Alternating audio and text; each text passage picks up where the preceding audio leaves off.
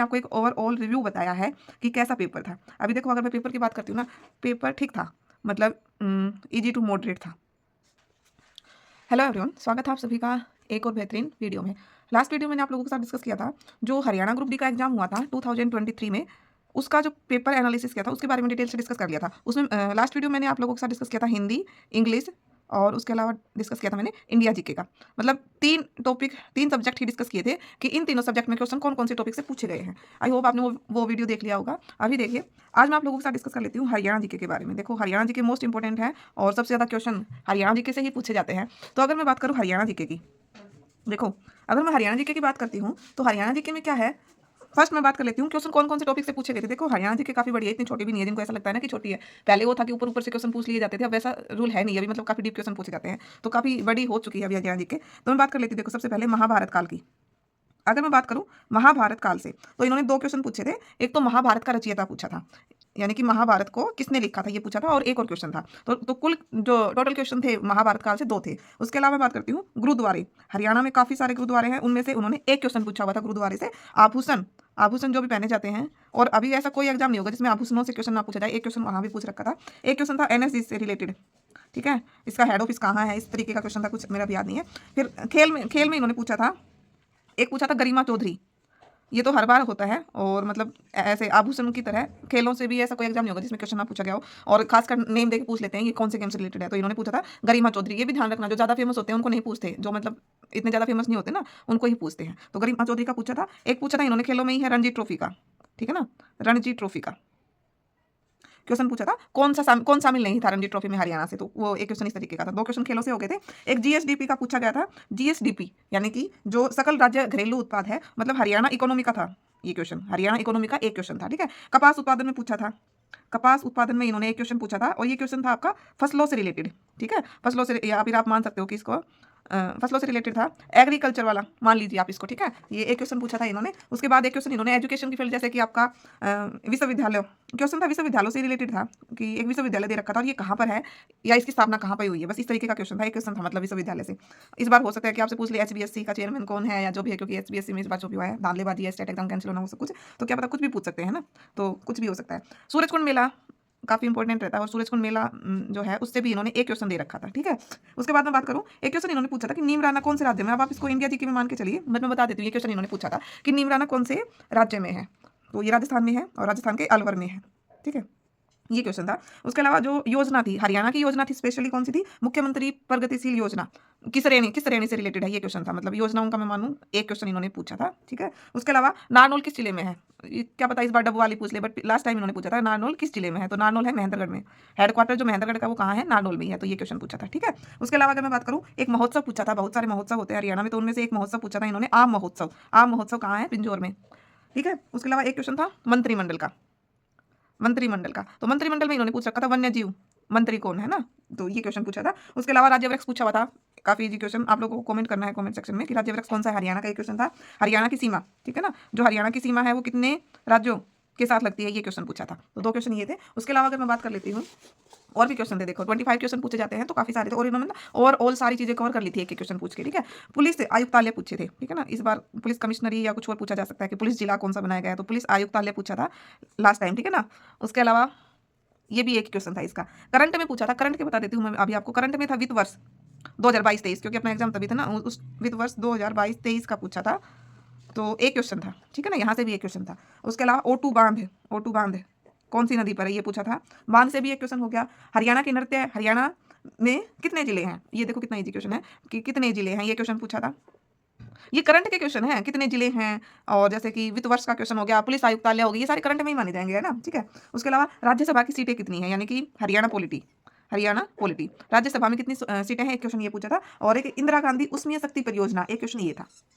इंदिरा गांधी, देखो ये था इंदिरा गांधी उष्मीय शक्ति परियोजना, ये क्वेश्चन इन्होंने पूछा था। तो ये थे ओवरऑल हरियाणा जीके का, इन्होंने ये पूछ रखा था। अब आपको थोड़ा सा आइडिया आ गया होगा कि महाभारत काल के इन्होंने दो क्वेश्चन पूछ रखे हैं। आपको दिखाई तो दे रहे ना, हाँ देखिए, महाभारत काल से इन्होंने दो क्वेश्चन पूछ रखे हैं। एक उसका रचयिता के बारे में पूछ रखा था, और एक और था, क्या था पता नहीं है, ठीक है। आभूषण का था एक क्वेश्चन, आभूषण और नृत्य। अभी जो पेपर पैटर्न चल रहा है ना, उसमें आभूषण और नृत्य से हमेशा क्वेश्चन पूछे जाते हैं। ठीक है। उसके अलावा जीएसडीपी से भी पूछा था। कपास उत्पादन वगैरह ये सब किस में आते हैं? हरियाणा इकोनॉमी में आते हैं। अब देखो ओवरऑल देखा जाए ना तो एजुकेशन से एक क्वेश्चन पूछ लिया, बांध से एक क्वेश्चन पूछ लिया, गुरुद्वारे से पूछ लिया, क्या पता इस बार कोई मजार पूछ ले, क्या पता कोई मस्जिद पूछ ले, तो कुछ भी हो सकता है ना। ये धार्मिक जो अपने स्थल है उनमें आते हैं, तो वहां से भी एक क्वेश्चन इन्होंने पूछ लिया था। और उसके अलावा मैं बात करती हूँ जो अपने मेले हैं उसमें सबसे फेमस मेला है हरियाणा में, उसमें से एक पूछ लिया था सूरज कुंड मेला, क्या पता इस बार कोई दूसरा पूछ ले। तो ये आपको ओवरऑल थोड़ा सा आइडिया मिल गया होगा कि किस तरीके का पेपर था। हरियाणा जी के जी थी, मतलब कुल मिला के मैं बताऊँ तो ये आपका हरियाणा जी के का हो गया। ठीक है, अभी मैं बात कर लेती हूँ। देखो मैथ बच गया था और हमारा रीजनिंग बच गया था। ठीक है ना। देखो मैं पहले रीजनिंग का बता देती हूँ आपको। रीजनिंग में इन्होंने ना ज़्यादा क्वेश्चन नहीं पूछे थे, मतलब डिफरेंट टॉपिक से नहीं पूछे थे। जैसे मैं बताऊँ, देखो अभी ऐसा नहीं है कि मतलब सिर्फ आपको सीरीज वाले क्वेश्चन मिलेंगे। अभी जो एचएसएससी का पैटर्न चल रहा है उसमें ना स्टेटमेंट एंड कंक्लूजन का था।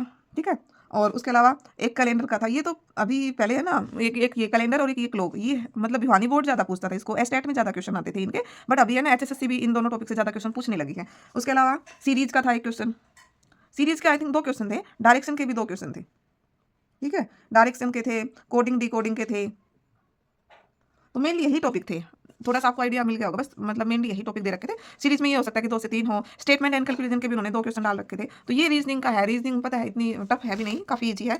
तो रीजनिंग में एक तो ये वाला जो टॉपिक है ना कैलेंडर एंड क्लॉक, मतलब थोड़ा सा हार्ड, और एक स्टेटमेंट और कंक्लूजन, ये जो टॉपिक है ना ये हार्ड है थोड़े से। इनकी प्रैक्टिस ज़्यादा जरूरी होती है। सीरीज वगैरह तो अगर आप नहीं करोगे तब भी हो जाएगी ना।